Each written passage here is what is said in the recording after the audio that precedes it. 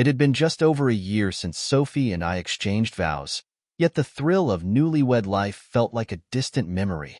In its place was a fog of disagreements, small but frequent, and a tension neither of us acknowledged.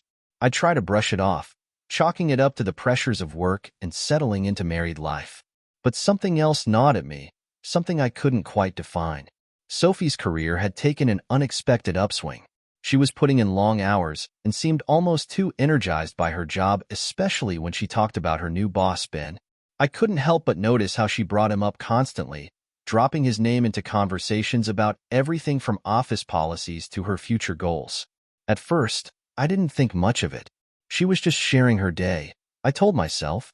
But as weeks went on, Ben became a regular fixture in our home conversations. His name came up so frequently, it was like he was part of our relationship. The first real twinge of doubt hit me one night when we were watching a show together, and she absent-mindedly checked her phone, smiling at something. She looked up, caught my eye, and quickly put her phone away, brushing it off as work stuff. Normally, I wouldn't have questioned it, but I could feel something shifting between us. I felt like I was watching us from the outside, seeing cracks in a marriage that should have still been solid. That night, lying awake beside her, I tried to brush off the unsettling feeling. It's just work stress, I thought. She's excited about her job, but that nagging feeling wouldn't let me sleep. I started paying closer attention, making a mental note each time Ben's name came up, noticing little things, how her tone softened when she talked about him or how her face would light up. I could feel a storm brewing, and it wasn't just my own jealousy. There was something else, something that felt wrong. One evening, I suggested we spend more time together, maybe take a short trip somewhere to disconnect from the grind. Sophie shrugged it off, mentioning her workload and how Ben had big projects lined up for her. "This is really important for my career, Liam," she insisted, almost defensively. Her reaction felt like a warning sign, but I pushed it aside, not wanting to seem like a paranoid husband. As the days passed, the tension between us thickened. Our once effortless conversations grew stilted, punctuated with small arguments over trivial things. Our disagreements turned into silent dinners and awkward goodnights. I began feeling like a stranger in my own marriage, and the more I tried to talk to her about it, the more she seemed to withdraw. The doubts were mounting, but I didn't want to confront them. Part of me feared that if I said anything, I'd be seen as insecure or overreacting. After all, it could all be innocent. Maybe I was imagining things. But deep down, I couldn't shake the feeling that something had shifted. One evening, Sophie came home looking unusually animated, with a brightness in her eyes I hadn't seen in a while. I watched her carefully as she threw her purse down and kicked off her heels, excitement practically radiating from her. She finally looked over at me with a grin and said, "Liam, I have some news. Ben wants me to go with him to the industry conference next week. It's a huge opportunity." Her words tumbled out in a rush, as though she'd been waiting all day to tell me. I forced a smile, nodding, but my heart sank. She seemed almost too enthusiastic about the idea, and the name Ben hung in the air between us like a shadow. I tried to play it cool, asking about the conference, the seminars, the schedule, but I couldn't help noticing the way she talked about it, the sparkle in her eyes when she mentioned the late-night events, the dinners, and the after-parties. She was describing work events, but her tone made them sound more like dates. "So, you're going with him?" I asked, keeping my voice as casual as I could manage. She laughed a little, maybe noticing my tone. "Yes, of course.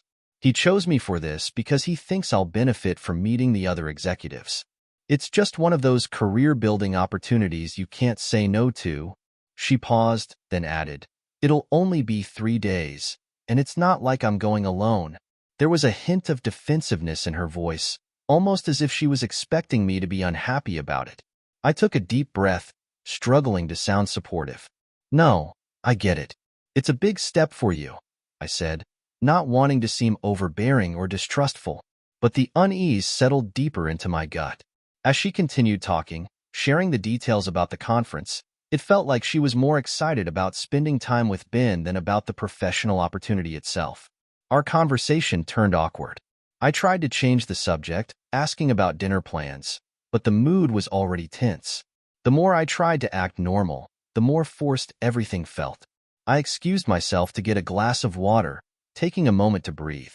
My jealousy simmered just beneath the surface, a mix of resentment and insecurity that I hated feeling. I wanted to be the supportive husband, but I couldn't ignore how strange it felt watching her light up over a trip with her boss. That night, I couldn't let it go.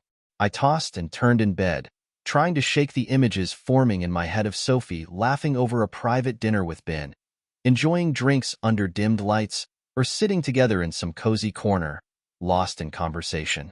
Each thought was like a needle in my chest, a reminder of the gap growing between us. The days leading up to the trip only added fuel to my suspicions. Every time I tried to bring up how I felt about the conference, Sophie would wave it off, saying I was overreacting or that I needed to trust her more. We'd never had trust issues before, but now they seemed to be at the heart of every argument we had. I could see she was growing frustrated with me, and in turn, I felt frustrated with myself for caring so much. Our arguments got sharper, cutting into what little peace we had left. Once, after an argument, Sophie left her phone on the kitchen counter as she went to take a call in the other room. A notification popped up, a message from Ben. I glanced over, feeling torn between my principles and my doubts. My heart pounded as I caught sight of the message. Can't wait to spend more time together at the conference, winking face. I stared at the screen, reading and rereading that line. When Sophie came back into the kitchen, I didn't even try to hide the fact that I'd seen it. I was too shaken. "What's this about, Sophie?" I asked, holding up her phone. I kept my tone as steady as I could, but my pulse was racing. She looked from me to the phone, her eyes widening. "Oh, come on, Liam," she said with an exasperated sigh. "It's just a joke. Ben and I are friends, okay? I told you, it's a work trip. Nothing more." She reached for her phone, but I held it a moment longer, searching her face for any sign of guilt. Her calm composure almost convinced me, but the damage was done. I handed it over, feeling colder and more distant than ever. I let it go, but the message lingered in my mind, resurfacing every time I tried to convince myself I was being paranoid. I knew Ben was more than just her boss to her. There was a closeness that felt out of place. And as the departure day crept closer, Sophie's excitement grew, while I felt the ground slipping from under me. The night before she left, I tried one last time to address my concerns. "Look, I know you're excited about the conference, but I just need to know that this is only about work, Sophie. I want to trust you, but this doesn't feel right." She sighed, looking at me with a mix of impatience and exhaustion. "Liam, you're blowing this out of proportion. I need to go, okay? You have nothing to worry about." With that, she brushed past me, and I felt a bitter realization settle, and I was alone in my suspicions, with nothing to back them up but a gut feeling. As I watched her pack her suitcase, smiling to herself, I knew things between us would be different when she returned. I wasn't just jealous. I was losing trust in her, and the worst part was that she didn't even seem to notice. I fell asleep that night with a hollow feeling, knowing that come morning, she'd be off with him, and I'd be left to wonder what was really going on. The morning Sophie left for the conference, I stood in the doorway, trying to look supportive as she threw her suitcase in the trunk. She waved, blowing a quick kiss, but something felt forced. As her car disappeared down the street, I was left standing there with an emptiness I couldn't shake. I told myself that it was irrational to feel this way, that I needed to trust her. But no matter how I tried, the doubts were louder than reason. I spent the first day trying to distract myself, meeting up with a friend and tackling projects around the house, but the silence gnawed at me. By the time evening rolled around, I was anxious, and without realizing it, I found myself checking my phone repeatedly, hoping for a message from her. Finally, my phone lit up. It was from a mutual friend, Rachel. The message was short and direct. "Saw Sophie at the hotel bar with her boss. They looked close." My heart skipped a beat as I read it again, feeling a surge of frustration. Why would Rachel say that? She wouldn't just send something like that for no reason. I took a deep breath and tried to brush it off. Rachel could have misinterpreted things, but as the hours passed, I couldn't let it go. That night, sleep was out of reach. The image of Sophie and Ben at the bar, talking in low voices, laughing over drinks. It all played in my mind like a scene in a film, the kind that doesn't end well. I spent the night scrolling through old photos of us, trying to remember the times when we were happy, back when doubt wasn't even a concept I associated with her. The next day, more messages came. A close friend who worked in the same city texted me, saying she'd spotted Sophie and been out at lunch. They were sitting on the same side of the booth, talking quietly, looking almost intimate. My stomach twisted as I read her words, and I barely managed to respond. As much as I wanted to believe it was all innocent, the accumulation of details was beginning to feel undeniable. Then, that evening, another friend sent me a short video. It was taken from a distance, but the figures were clear enough. Sophie and Ben at a restaurant, laughing, and then, for a brief moment, he reached across the table and took her hand. That small gesture, simple, fleeting, but somehow electric, hit me like a gut punch. I stared at the screen, my heart pounding, feeling the weight of betrayal settling in. Despite the anger building up inside me, I held back. I knew confronting her in the middle of her trip would only give her a chance to explain things away. If she really was hiding something, I needed more than just a hunch. I had no idea what to do with this mounting evidence, but something told me that now was not the time to make a move. I didn't just want answers. I wanted the truth. And I wanted her to know exactly how it felt to be on the other side of betrayal. That night, I didn't sleep at all. The shadows in our bedroom felt heavier, and everything around me seemed foreign. This house, our shared memories, her scent on the pillow beside me, it all felt like part of someone else's life, a life I was suddenly disconnected from. I spent hours going over everything I'd learned, wondering how long this had been going on and if she had ever truly been happy with me. As I lay in the dark, I couldn't escape the idea that I needed to get even, to balance the scales. Revenge wasn't something I'd ever considered before, but now it was a fire that I could feel building inside me. I wanted her to feel the weight of her choices. I wanted her to understand what she was risking. And, more than that, I wanted to reclaim some part of my dignity. By the time dawn broke, I had made up my mind. This wasn't going to end with a simple confrontation. I would wait for her to return, but I wouldn't wait idly. I reached out to an old friend, someone I knew I could trust, and arranged to meet up later that week. I had no specific plan, but I knew that I needed someone else in my life, even if just for a while, to remind myself that I could move on if I wanted to. The days dragged on, each one bringing new images of Sophie and Ben in my mind, each one building a stronger resolve. I spent my nights reliving moments of our past, remembering our wedding, our honeymoon, the promises we'd made. And every time I thought of those promises, of the way she had looked at me back then, it only fueled the anger growing inside. I was ready to make her feel what she had put me through, to remind her that love is not something to be toyed with. When she finally returned, I knew I'd be waiting with more than just questions. This was a new beginning, but not one she'd expect. I was going to make sure of that.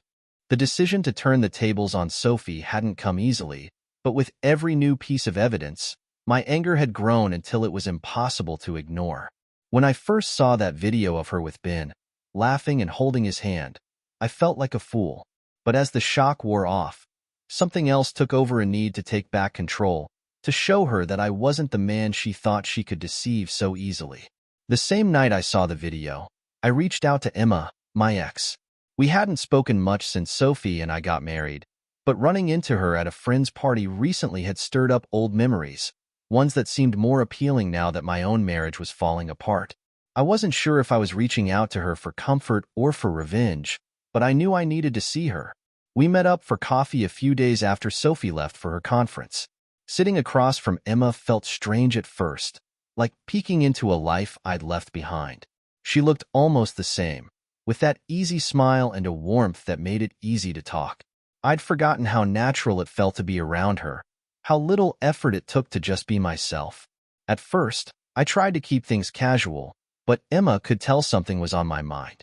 She leaned in, her eyes searching my face. "You don't seem like yourself, Liam. What's going on?"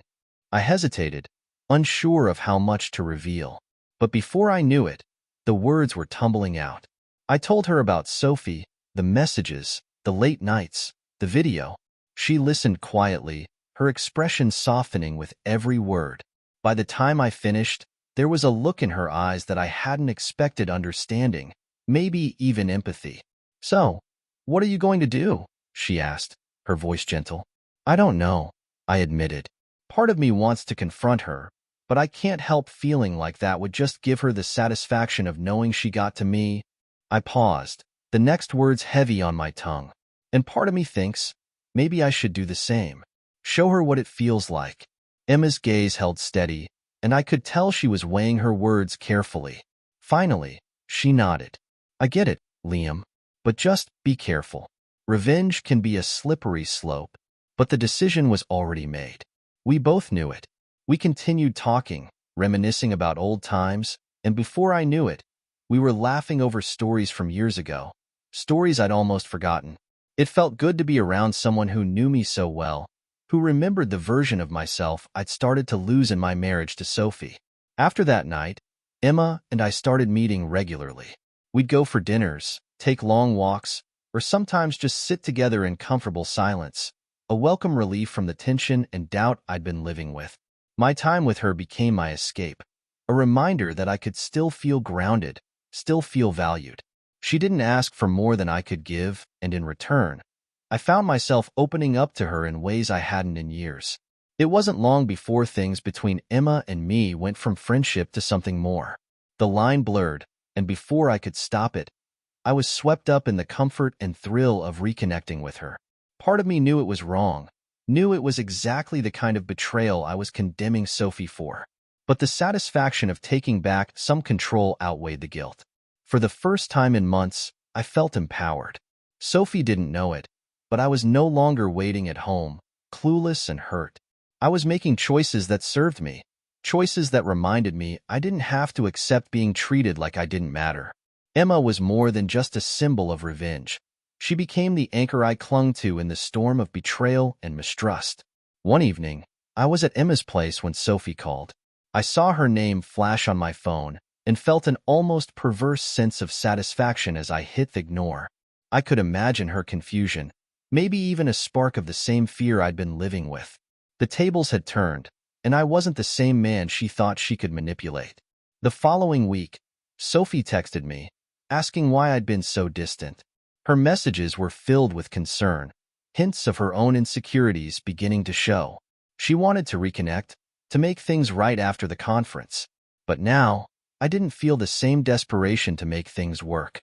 My anger had settled into a kind of cold resolve, and I knew that I was done playing the part of the trusting husband. I responded with short, clipped messages, keeping her at arm's length. She sensed the shift but didn't press too hard, as if she feared what she might find if she did. Meanwhile, I kept seeing Emma, building a new rhythm in my life, one that didn't revolve around Sophie's moods and decisions. It felt like freedom, a way to reclaim myself, piece by piece. I knew it wasn't a sustainable solution, but it was what I needed in that moment. And as the days went by, I found myself thinking less about Sophie and Ben, and more about what life could look like without her. The pain of her betrayal was still there, but it was no longer the center of my world. I was finally seeing a future beyond her, a life where I wasn't a victim of her choices, but an author of my own. And for the first time in a long time, I felt a glimmer of hope, a hint that maybe, just maybe, I could walk away from all of this with my head held high. Sophie returned on a Friday evening, her suitcase rolling up the drive before she walked through the front door with a familiar smile, as if nothing had changed. She was even carrying takeout bags, suggesting a cozy night in together, her way of reconnecting after days apart. She leaned in to kiss me, but I pulled back slightly, watching her reaction as a flicker of confusion crossed her face. I told myself to stay calm, to stick to the plan. Tonight, I would uncover everything. We sat down to eat, and I went through the motions, listening as she casually recounted the conference. But my mind was elsewhere, replaying the messages, the photos, the rumors, and that unmistakable video of her and Ben. My pulse quickened as she mentioned some of the networking events, brushing past the details with an unusual lack of interest. I couldn't stand the facade any longer. "So, how was Ben?" I asked, keeping my voice as neutral as I could. She paused, her eyes darting to mine before she responded. "Oh, same old Ben. she said with a half-smile. He was just there for work, like the rest of us. Her answer was so rehearsed, so painfully detached, that I felt the knot in my chest tighten. I let out a short laugh, unable to keep the bitterness from slipping through. Just work? Huh. A hint of unease crossed her face. Yes, Liam. What's with the questions? She asked, her voice growing defensive. I pulled out my phone and, without a word, showed her the video my friend had sent, Sophie and Ben, her hand in his. For a long moment, she stared at it in silence, her face draining of color. I watched as she tried to recover, a flood of explanations visibly forming in her mind. Liam, it's not what it looks like, she started, her voice shaky.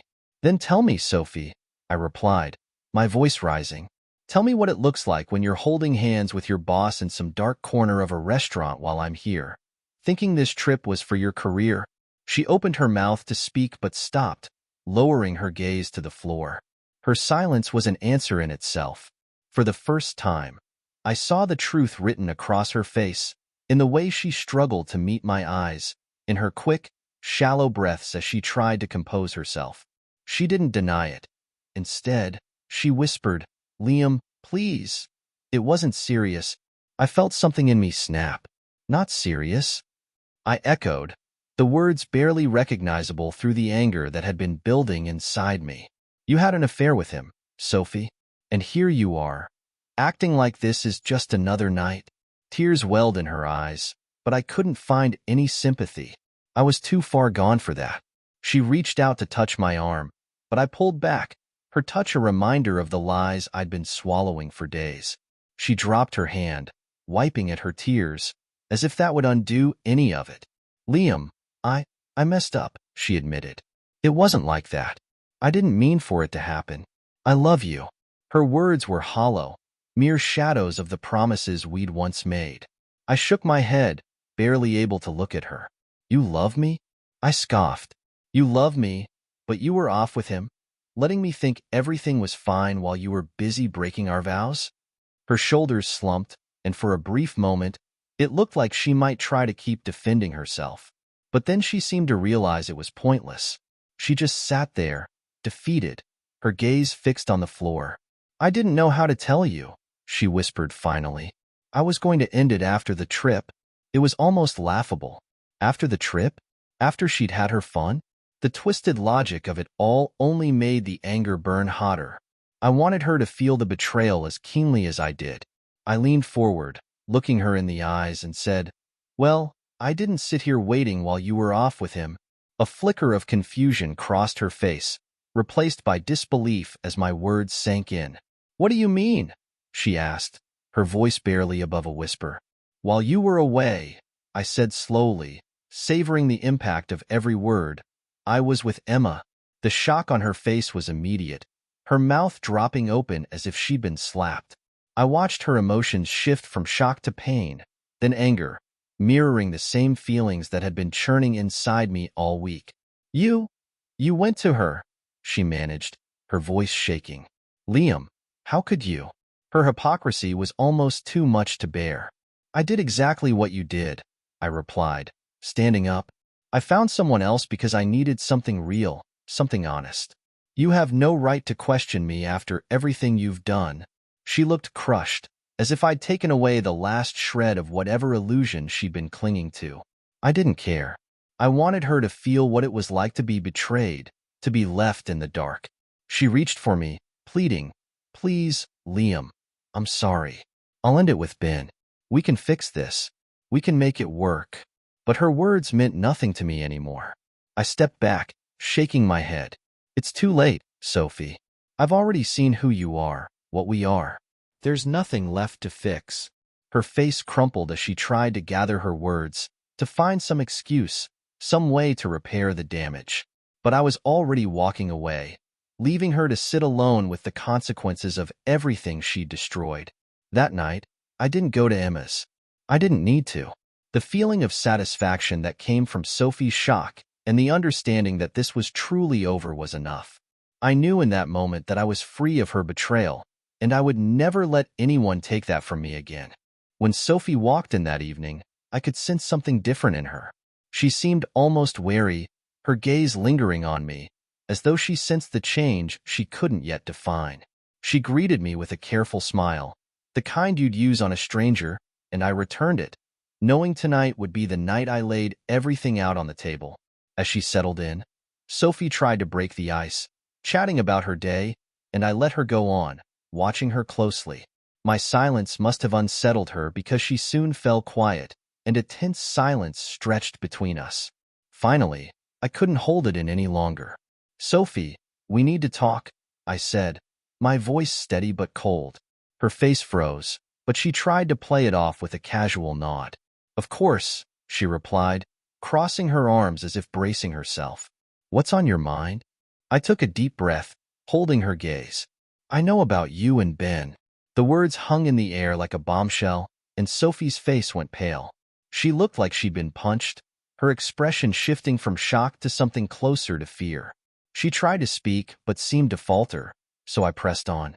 "You don't have to lie or make excuses," I continued, feeling years' worth of disappointment settle into place. "I've seen the texts, the photos. I even saw the video of you two together at that restaurant." Her eyes widened, and I could tell that was the moment she realized just how much I knew. She swallowed hard, her voice barely a whisper. "Liam, I didn't mean for this to happen." Her hands fidgeted as she tried to piece together a defense, but nothing she said could unwrite the truth. "It was just a mistake.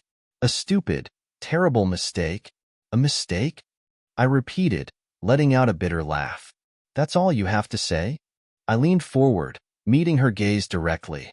"Do you have any idea what it felt like to find out like that? To see the woman I loved giving her time, her affection, to someone else?"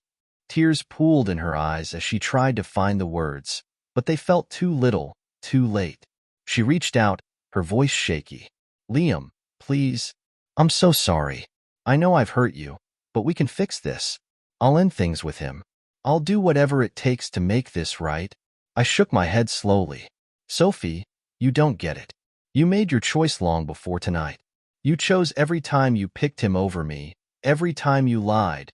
I took a deep breath, steadying myself for what I was about to say. "And while you were away, I made a choice too." A flicker of confusion crossed her face, and I let the silence build before I spoke again. "I've been seeing someone too." Her eyes widened in shock, and I saw the betrayal hit her, a reflection of everything she'd put me through. She was silent for a long moment, as though she couldn't process it. Then, with a sudden anger, she demanded, "Who?" "Emma," I said simply, watching her reaction. She staggered back, a mix of hurt and rage flaring across her face. "Emma?" Her voice was tight, almost strangled. "Your ex?" "I can't believe this, Liam. How could you?" Her hypocrisy almost made me laugh. I met her gaze, unflinching. "How could I? How could you, Sophie? I was here, every single day, waiting for you to show up in this marriage, and you were too busy with someone else.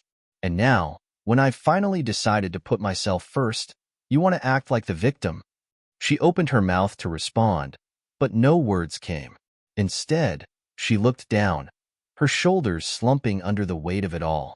She knew she had no ground to stand on, no excuse that could change what she'd done. The silence grew, heavy and painful, until she whispered, "I never wanted it to be like this, Liam." "Neither did I," I replied, feeling a strange calm settle over me. "But here we are." Her face crumpled, and she looked at me with pleading eyes. "Liam, can't we try to work through this? We've made mistakes, but that doesn't mean we have to throw everything away." I looked at her, feeling a sadness I hadn't expected. "Sophie, it's not just the affair. It's the lies, the trust you shattered, the way you turned our marriage into something hollow."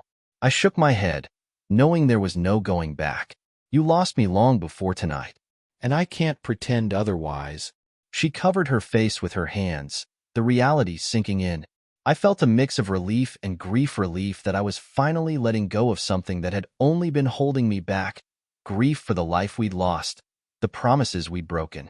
Finally, she dropped her hands, her face wet with tears. "So, what now?" I stood up, feeling the weight lift from my shoulders. Now, I think it's time we both move on. I took a deep breath, steadying myself. I've already spoken to a lawyer. The papers are ready. You can sign them, or I can file anyway. Her face crumpled as she absorbed my words, and for a moment, I felt a pang of pity. But then I remembered everything: the late nights, the secrets, the betrayal, and the pity faded, replaced by a quiet determination. As I walked out of the room, I felt her gaze on my back, filled with a desperate plea I no longer felt compelled to answer. I headed outside, taking in the cool night air, feeling like I was finally free. The confrontation was over, and with it, my last attachment to the life I'd thought I wanted. Standing there in the stillness, I understood that what I'd needed most wasn't revenge or validation, it was closure. And as I left Sophie and everything she represented behind, I felt, for the first time in a long time, like I could finally move forward. The morning after our confrontation, the house felt eerily quiet. I lay in bed, staring at the ceiling, feeling the emptiness settle in. The confrontation had ended things in a way that left no room for doubt. Our marriage was over. A strange calm had come over me, but beneath it was a sadness I couldn't ignore, a lingering ache for the life we had once tried to build together. I knew that ending things was the right choice, yet the finality of it was daunting. I found Sophie in the kitchen, sitting at the table with a coffee cup cradled in her hands. She looked up as I entered, her eyes red-rimmed from crying, but she didn't speak. For the first time in a long time, we were just two people facing the painful truth of our situation, stripped of all pretense. I took a seat across from her, letting the silence stretch between us before I finally spoke. "I've arranged for the lawyer to come by this afternoon with the papers," I said, my voice steady. "It'll be easier if we just get this over with now." She nodded slowly, her fingers tracing the edge of her cup. "Is there really no chance for us, Liam?" she asked, her voice barely a whisper. I could see the glimmer of hope in her eyes, a final, desperate attempt to hold onto something we'd already lost. But I shook my head, feeling both firm and resolute. "No, Sophie. We've hurt each other too much. There's nothing left to build on." I took a deep breath, finding the strength to continue. "Maybe, someday, we'll both look back and understand why it happened this way. But right now, we need to let go." Her shoulders slumped, and I could see the realization dawn on her, heavy and irrevocable. She didn't try to argue or convince me otherwise. Instead, she nodded, accepting the end with a quiet resignation. That afternoon, the lawyer arrived with the divorce papers. Sophie sat at the table, her expression unreadable as she scanned the documents. I could see her hesitation, the pain in her eyes as she signed her name. It was strange to watch her, knowing this would be one of the last things we ever shared. But with every stroke of the pen, I felt the weight lifting, the door to a painful chapter of my life closing for good. As she handed the papers back to the lawyer, she looked at me one last time, her gaze filled with regret. "I'm sorry, Liam, for everything." Her voice trembled, but I could tell she meant it. I nodded, accepting her apology without resentment. "I'm sorry too," I replied softly. And with that, the final page of our story was turned, each of us walking away with our own lessons, our own scars. That evening, I packed a few essentials and left the house we'd once shared. I didn't look back, knowing that there was nothing for me in that place anymore. The fresh air hit me as I stepped outside, and I felt a strange sense of liberation, like I was stepping into a life that was entirely my own for the first time in years. I drove to Emma's place, unsure of what the future held, but certain that I was ready to leave the past behind. She opened the door, and the look on her face told me she knew. She didn't ask questions or demand answers. She simply welcomed me in, her presence a balm to everything I'd been through. There, in the quiet comfort of her home, I felt the beginning of something new, a chance to rebuild, to rediscover myself without the shadows of betrayal and mistrust. As I sat with Emma, a gentle sense of peace settled over me. I knew that the road ahead wouldn't be easy, but I was finally free of the weight that had held me down for so long. I had faced betrayal, confronted my pain, and emerged on the other side with a strength I hadn't known I possessed. The decision to end things with Sophie had been painful, but it was the only way forward. And so, with the past behind me and a new life stretching out ahead, I took Emma's hand, grateful for this second chance. I wasn't sure where it would lead, but for the first time in a long time, I felt ready to find out.